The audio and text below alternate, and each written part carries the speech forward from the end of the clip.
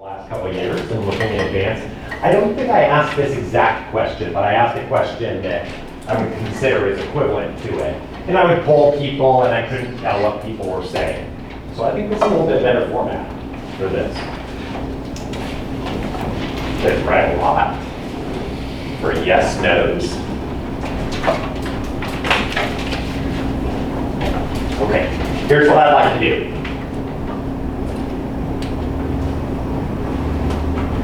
For A, just in terms of a poll, consider these the answers to a poll. And I just want to know who answered yes for A.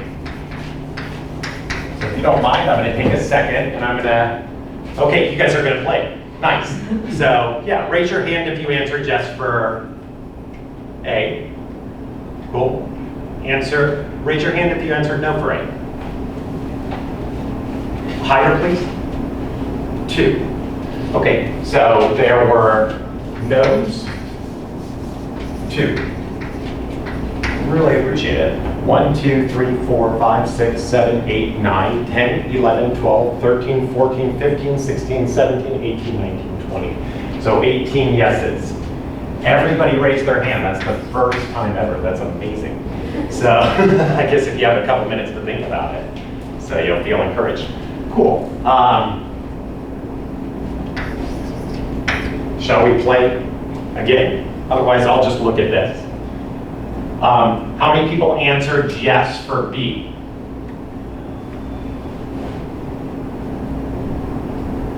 One, 2, 3, 4, 5, 6, 7, 8, 9, 10, 11, 12, 13, 14, 15, 16. 16 yeses. How many people answered no for B? 1, 2, 3. Did anybody not raise their hand? I just didn't count correctly. Raise your hand if you're a no. Again, real high. That's not real high. 1, 2, 3. I must have miscounted. So I'm going to assume that I did. So I'm going to verify this. I want to check. So we all play in the same game. So let me just ask this question. Yes. One more time. Raise your hand if you said yes.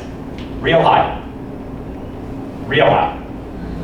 1, 2, 3, 4, 5, 6, 7, 8, 9, 10, 11, 12, 13, 14, 15, 16. No's, raise your hand. Real high. Real high. 1, 2, 3, 4. Okay, that one adds. I know who I missed the last time. Okay, cool. They all add to 20. That part is good. So no errors there. I noticed something very interesting in watching this. So I'm not going to mark you off for incorrect answers in this. So, but there is a point to be learned. I'm going to take roll with it and see who was here and played the game, and you'll get a little bit of credit for that. No deductions. So thank you very much. I will glance over the math just to get an idea of where you're at mathematically with these questions. Does anybody feel brave to tell us what lesson I'm trying to explain right now with these 3 questions?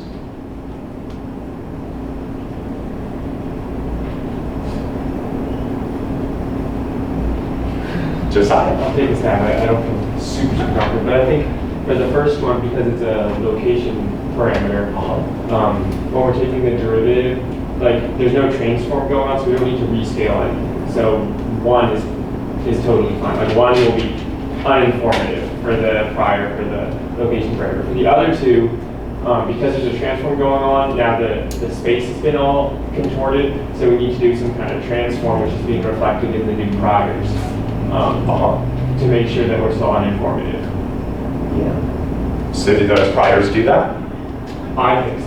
Okay, cool. I think Josiah understood the point exactly.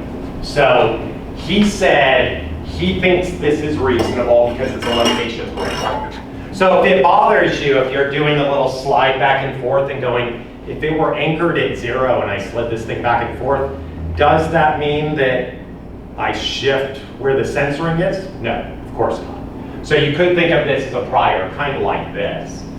So I could say the prior, I can encode this information that theta is greater than 0. I can say this is proportional to 1 and just have this indicator function right here.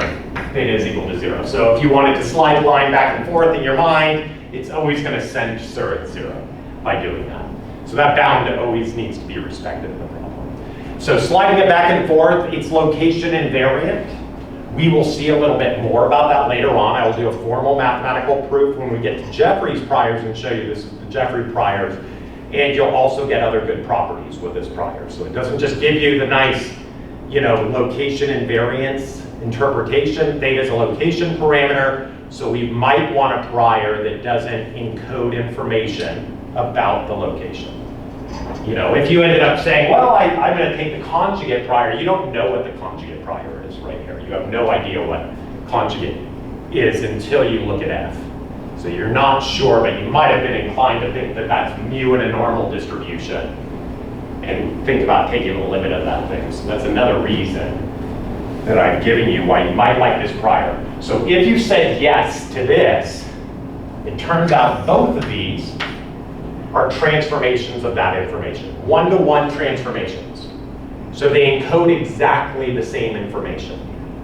So if you like this, you have to like those if you're being rational. What do we mean by rational? You're following the rules of math. Yes, please. What if theta equals 0 for me? Lambda equals 0. And yeah, you could just rip the 0 point out of it. Also, it's a continuous space, and just say that thing's asymptoting. So it is asymptoting down there. It never actually happens. I understand your point, I guess. This is worth quibbling over, then we would not even have any problem. I would say, go ahead and do that anyway, because it has no measure, but I think maybe you're right. So I think if that was your big opposition, then yeah, that's at least something to quibble about. Maybe we should just pull out the boundary. Yeah, that's reasonable. This is a transform of that. Any way you cut it. So they do have the same information in them. So that's kind of interesting. This is a one-to-one transform with that as well. So they all encode the same amount of information. So you might be thinking, hey, I like flat priors because I just multiply by 1. And that doesn't seem to supply any mass in any other, too much mass in one part of the space. But if I transform it, it's not uniform anymore. So a lot of times people will say the flat prior is non-informative. And I hear that all the time. I use non-informative priors. And probably most of you are smart enough to know it does something. So it doesn't do nothing. Multiplying by 1 just because you don't see it algebraically appear doesn't mean it did nothing. So it kind of looks and feels like that. Saying that, if I ended up putting if I re-encoded the problem in terms of everywhere I saw mu, I replaced it with square root of mu squared. And then I put the prior on mu squared in there, and I called that parameter lambda, or something like that. And if I ended up putting a flat prior on mu squared, which is lambda, I would have done something different than encoding the actual location parameter with a flat prior. I've encoded a transformation with a flat prior, which is not flat in the untransformed space. Those are different things. So if you end up saying, I like the flat prior because it's flat and I don't have to think about it, if you really like that parameterization, mu means something, or theta means something to you, and you really do want to be uniform on that scale, I guess that's okay. You'd have to explain that. But if somebody ended up transforming the scale and you just put a flat prior on that as well, you're not being consistent. So you're not being rational, I would say. So I'd say the rational answer, if we understand today's lecture, is if you said yes to this, you should say yes to that, and yes to this. So, interestingly, the 2 that said no here said yes here. And the 3 that said no here said yes here. So I did notice that. So I've already forgotten who you are. So I can't remember. I didn't pay careful attention here. So, but I think if you said no to this, you should say no to that and no to that as well. So personally, I don't have any problem with that. If you told me nothing more about the parameter, I would use that choice. I'd say location parameter. I don't want to encode information about the location per se. So let me ask you this. If I used a prior like this is just a random question. So let's say I have a likelihood function. I'm going to call it mu. Give it the same notion, same interpretation that we had before. I'll just pull sigma squared out of here. And I'll say, let's say this is proportional to e to the minus 1/2 sum of the xi's minus mu squared. And I'm going to make it even simpler so you can recognize everything. This has equivalent information.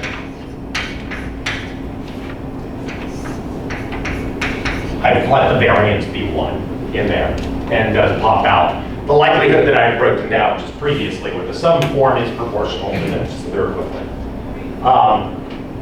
Is using the prior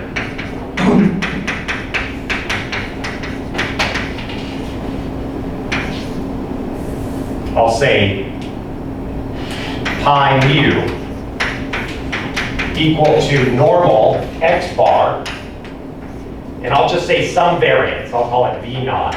You pick variance, however you pick it. Is this a reasonable choice?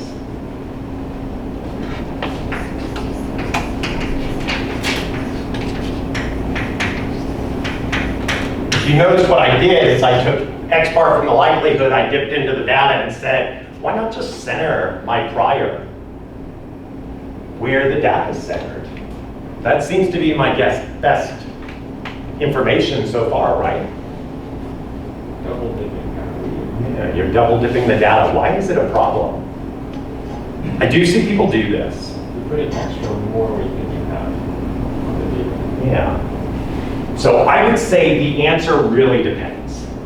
So you would have to have really good reason to justify where you're getting V naught from. There is a procedure out there called empirical Bayes, and I'll teach it to you later on in the semester. Writing it down like this will freak people out. I centered my prior at x bar and I calibrated the variance on the bottom. There are procedures that do this, but they're not encoding the prior per se. They're looking at the posterior analysis and trying to create a property in the posterior and figuring out what the implied prior is. So I'll tell you more about that later. So it depends, but if you were just willy-nilly about V naught, I would say no, it's not reasonable. Here's what happens. So x bar is here, the likelihood function is this. Terrible drawing, it's a base center. X bar. So let's say the likelihood is that. Let's say I went through the effort and I normalized my likelihood so that the area under my likelihood is 1. The prior distribution, if I pick this thing, let's say to be sigma squared, or 1 over n, so basically the exact same shape as this, the prior would live right on top of it. I can't really make that super clear, but the prior is right on top of this. So let's say I do a little tiny jitter to it, just so you could see this. Sometimes people do this in their plots, you know, to show you something, and they'll just shake things in the plot just to show you things that are just on top of each other. There's a lot of things. Prior and the likelihood look the same because I normalized the likelihood. What would the posterior look like?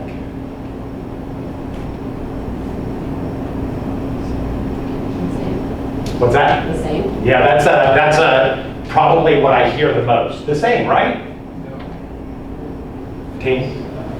The polar and slope. Yeah, exactly. It'd be cool if it was the same. Keep in mind, if I had multiplied by the flat prior, that would have been the same, right? So we've already seen that calculation. So a lot of people think, oh, you don't do anything. What you're kind of saying is, a priori, I think the answer is x bar, and I think I'm this sure about it. You know, 1 over n, 1 over square root of n. And then I saw data, that also, wham, sat right on top of my prior beliefs. If you saw this just as a rational person, you believe something strongly, and then you see something that confirms that, that's exactly what I said would happen. You would be extra sure about the answer being X bar. So, or whatever it is. The posterior would look like this. You can try that out. It's just a conjugate analysis, and so you could see that this would end up tightening the variance up. It's like saying, I know X bar is the answer. I'm going to go collect some data. Holy smokes, X bar is the answer again? So, wow, I must be really sure. And that's what variance is telling you. So you'd have to be really careful about how you treated that. I would say probably not. As explained, if I just saw somebody do this, I would say you're double dipping the data. So, which is ultimately making you feel more sure about things that you're not sure about. Now, I totally get your scientist will love you for it. So, oh, really? Like the answer, like I'm 0.9999% sure this is great. And they'll feel great about you for about a year. And then somebody will come in and say, you shouldn't have felt that sure about things. Where'd you mess up? And then they're going to point to you. So, yes, please. So, I was thinking when you posed that any prior that's dependent on the data kind of defeats the purpose of a prior. Yeah. Yeah, so I would say, in a perfectly philosophical level, I 1000% agree with you. There are things that can compel me to feel differently, usually the performance of a method. And so, philosophically, yeah, totally agree with you. Violation of the likelihood principle, if I care about things like that, blatant violation. So the only dependence on the data should come through the likelihood function. So, yeah, let's say this is unreasonable for now, and then later on as we approach December, I'll say, remember that conversation. There are people that do this, but you have to be careful on how you calibrate the variance, and they're not phrasing it this way. They have something different. So what they do is they write down the posterior function, then they look at the hyperparameters in the prior, and they might end up maximizing that function under that. So like do a maximum posterior analysis by maximizing over the parameter set. It's an interesting procedure. So there's some obvious pitfalls to it, but sometimes it can be reasonable. So I would say there's no reason to phrase an analysis like that, so probably don't do it. And when people do it, it irritates me. So saying that, I don't lose too much sleep over people irritating me these days. So anyway, I think the answer is yes, yes, yes.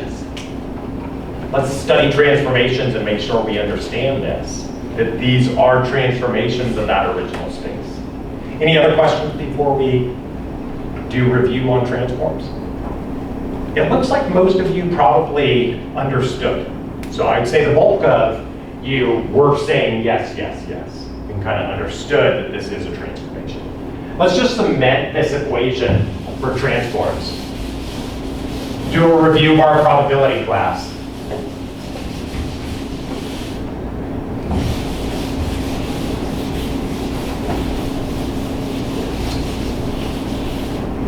So here's the basic setup. You know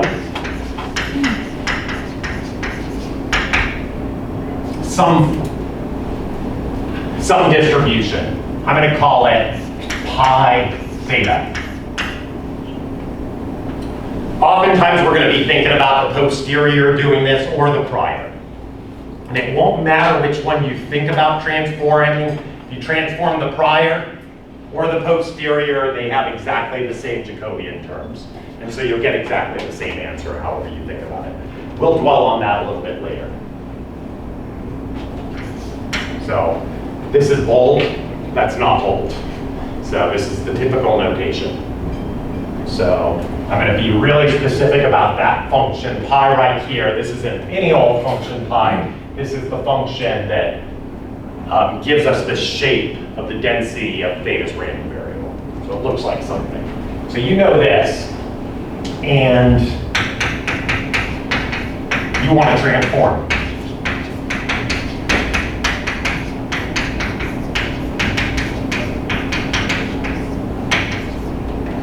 So I'm going to say I'm going to take a function of theta, and and I'm going to let this be some other value. I'm going to call it phi. So over on the exercise, I had a whole bunch of versions of this, a couple different versions of g's. So you'll notice that everything was invertible. If I did pull out the 0 point on everything, we wouldn't even quibble about that point. Everything's invertible. I needed to make the parameter positive and not cross over the 0 line, so that everything was transformable in a one-to-one space. I could have done this sort of thing and done the plus or minus thing when I took the square root. So the problem is answerable even if I didn't have it anchored at 0. It just, there's two parts to the transform you have to consider. So because there's two parts to that space that it gets bijected back into. So this was actually something that came into my mind when I was doing the quiz. But in part A, I was actually initially a little bit, I don't know, not feeling so great about the proportional to 1 thing. Because the idea that it can only be greater than 0. Right. So is that really proportional to 1? Or, like, I guess the identifier. Yeah, exactly. You still have to keep this in mind. So the part that's confusing you is I have part of the equation here, and part of the equation was right there. I can still see it. The theta is greater. Let's just do that. Greater than 0. I actually don't care. So I don't think it makes a difference. But that'll make you feel comfortable about limits. So this just looks like this. So something like that, I'll say that that's 1. This is 0. 0. This is theta right here. So if I wanted to think about this function, I might say that this is 1 times the indicator function, theta greater or equal to 0. This always confuses people. When you see these bound restrictions, when you're actually doing the math, you need to respect that bound at all times. I usually will write it in as an indicator just to remind myself it's part of the function. So I would agree if you encoded it on a computer and shifted 1 or something like that, it would actually move that function. But if you ended up using the indicator function and always respect the bound, you would have everything right. And it's always hard to know when you give a test, when you see answers that aren't quite right, did they get confused about something small or did they miss the major point? So I think we're all kind of on the same page with the major point. Any other questions?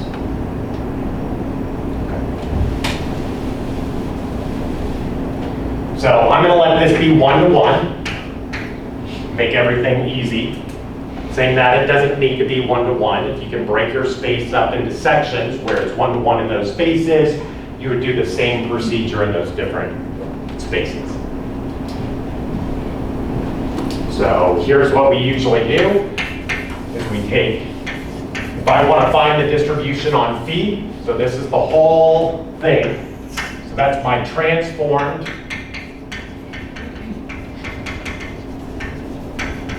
density function.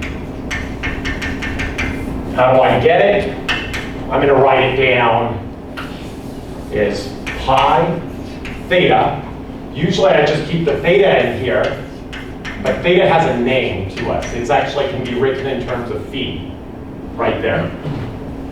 So this 1-to-1 thing says I can write down the inverse function. So instead of talking about theta in that distribution, I just plug that thing in and give it its new name. But as we've said many times, we have to be careful because when we're integrating across that space, we've stretched it. So we've redefined the area of that space. So we need this term, dg inverse phi d phi. You don't even have to really think about it too much. I just need to re-encode that in terms of phi.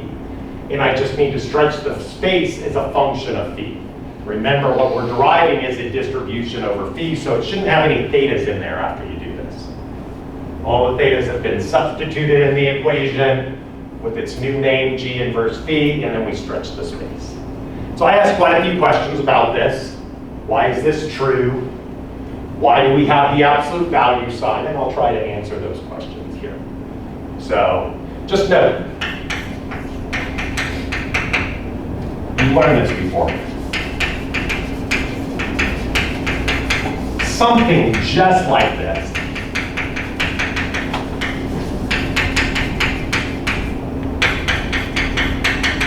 In calculus class.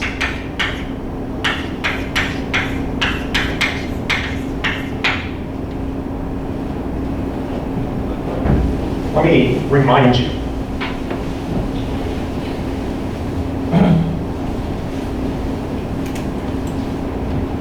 Let's say I want to do some integral. This is review.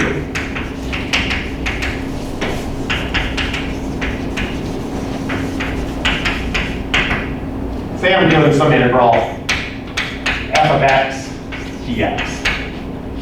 Okay, and this is what your first calc class is about. That. So whole problem they teach you about 7 techniques, maybe a couple techniques. So they start us out with one technique to do this first. Let me make sure that I remember how this worked. What do they teach you first about solving this problem? I totally remember. Do you guys remember your calculus class, or is it blur? Riemann sums. Yeah, that's what I think too. I think they started you out with Riemann sums. Then they taught you about that limit, taking that actual limit of that histogram and smoothing that thing out. And then they ended up showing you a bunch of rules for integration. So, and that's how that class basically worked. So they might have some function in here, and they teach you a few rules about integration. They probably taught you about e to the x and things like that. Soon after, showed you derivatives or integrals and derivatives, the relationship between those two things. And then they probably had you play around with some polynomials. So it's something like that. So, and then they teach you about substitution methods. I think that's the first, like, okay, now we're really doing this thing. So now I'm substituting and making this problem look like problems that I can recognize. So recognizing the integrand a little bit differently by doing substitution. So very often, you might have some function of g. We're going to call this u. So I might see some function of g inside of this, some function of x inside of this that I can simplify. And so this is the u substitution. Is this what they called it in calc class? Is this universal? Is this universal across the world? I don't know.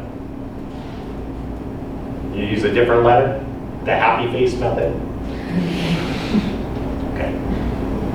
Anyway, this is my recollection. I did look at 3 calculus books, and they all said u sub in there. U substitution. You can pick any letter you want. So if this is 1-to-1, then x can be written as g inverse u. And so I could, instead of working with this integral right here, I could integrate, take this function g, everywhere I see an x, g inverse u, plug that thing in. And we're stuck because we have a dx over here. So if your calculus teacher was anything like mine, this is a big deal. So you need to respect this. This is what he'd say. Remember it to this day. This is your flag of integration that you must respect. And U does not respect this flag. So something like that. Thanks for indulging me. I always wanted to be a calculus teacher. So instead I teach grad school. You can't do that right there. So what do they teach you to do?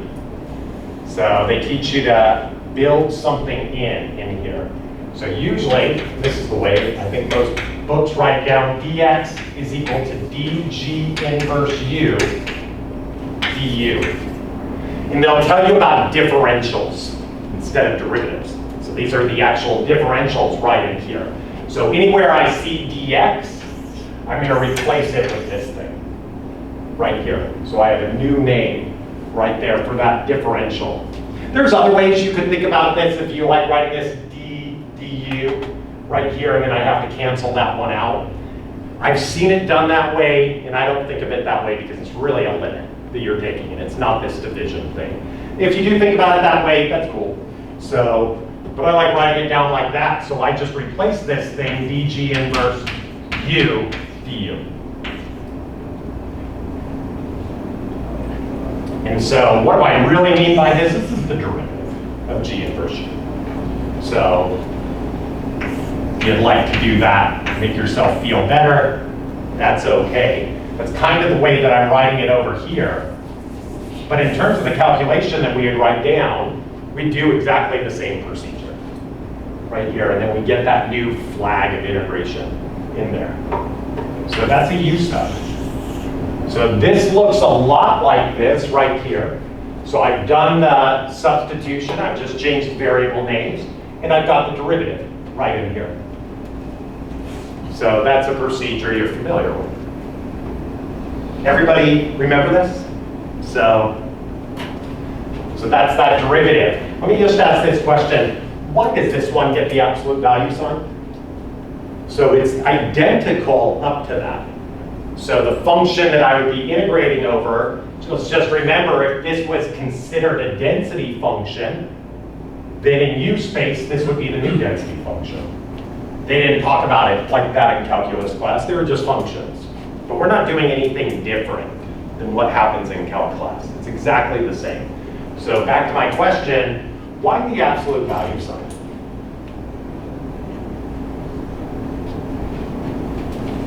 Because that they didn't present in calc class. So this is kind of like, I don't know if this is like a roundabout way of thinking about it, but I was always thinking that it's because probabilities have to be positive. Yeah. You have a density function. If you want to get a probability out of a density function, you have to multiply by some actual substance, some range of the variable. I like that. And if that range is negative, then you're sort of violating probability rules. But Densities have to be positive. So we know this function, it better be positive at the end of the day. Better be positive.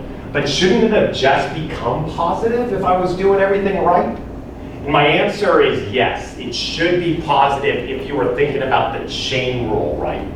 So if you did everything long-windedly, it would always be positive. But sometimes when we map back to the other part of the space, we're not really thinking about if there was a negative sign on there or not. So let me just show you more formally where this rule comes from. But you're absolutely right. I would say this is just a heuristic rule. It always works. If you ended up computing something and there's a negative sign, you just haven't been really appropriate about the chain rule. So this is the chain rule in disguise, and I'll show you that in a second. We'll relearn the fundamental theorem of calculus, the relationship between derivatives and integrals, probability functions and densities. But I like that. It had better be positive because it's a density function. So that's kind of an engineer's explanation of everything. What else? So, but I would say it always ends up working out that way. If you went through everything very pedantically, it would be positive. So let's just consider for a moment f of x being a density function. So we'll re-arrive in probability class where the functions we play around with integrate to 1. So that's the only thing that's different. So probability measure theory class is our measures add up to 1, and other people like to think about other bounds.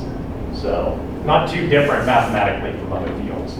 So f of x, if this was a density function right here, dx, if I integrate it from whatever the leftmost bound is, I'll just call it L.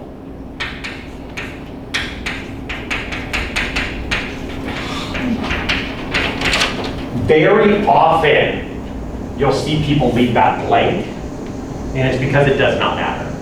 Or sometimes you'll see people type negative infinity in there, they're just like as far as you want. And if it ended up exceeding the range of where x lives, you could drop an indicator function in there.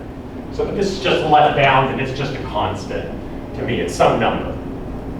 Integrating over something. If you want to take that number to shoot off to negative infinity, you can do this.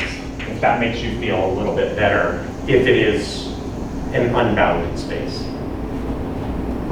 Doesn't matter. It doesn't have any x's in there.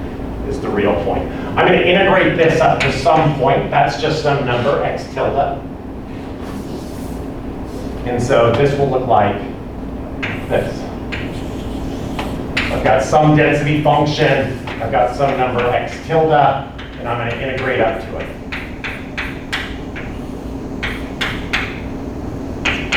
And that's f of x tilde. So that's the cumulative distribution.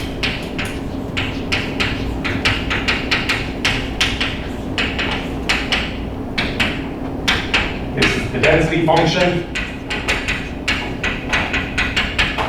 I will point out, while I almost always know the density function in the classroom, in reality, I might know the probability measure and not be able to write down the density function explicitly.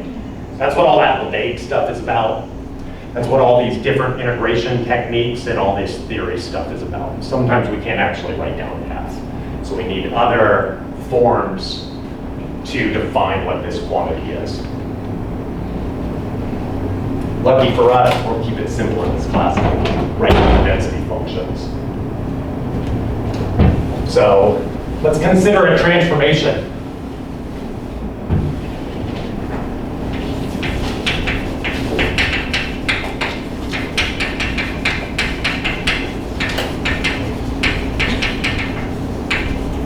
I'm going to say y is equal to gx. Now, I could write this down in any number of ways. It's very common for people to do things like this and say, oh, I'm mapping the space over. And then what does that mean to you if you didn't like thinking about spaces? I'm mapping the points in that space over. I don't care the way you think about it. So you see both things written down out there. So let's just stick with that. We'll say this is 1-to-1. So this is going to be G inverse y is equal to x. So just some new notation. Same sort of setup, same problem. Now I want to figure out maybe, let's just write this down. This right here is the probability that x is less than or equal to x tilde. So that's the way we think about this. So very formally, I'd write it down like this, where this is the random variable, and this is the endpoint. So just a point in space. So we're asking, how likely is it that a random draw from the distribution is less than x tilde, and that's measured by this area. So I've got this formula that tells me how to map between the spaces. So I could write down probability of y, maybe I want to know this, maybe probability of y is less than or equal to some number. This doesn't even have to be the same number, it doesn't have to relate to that exact problem. So I'll just write down some other number, g y tilde. I could probably figure out what the y tilde was that related to the x tilde. I'm not going to dwell on this, they're just arbitrary things to me right now. And I could write down what this is.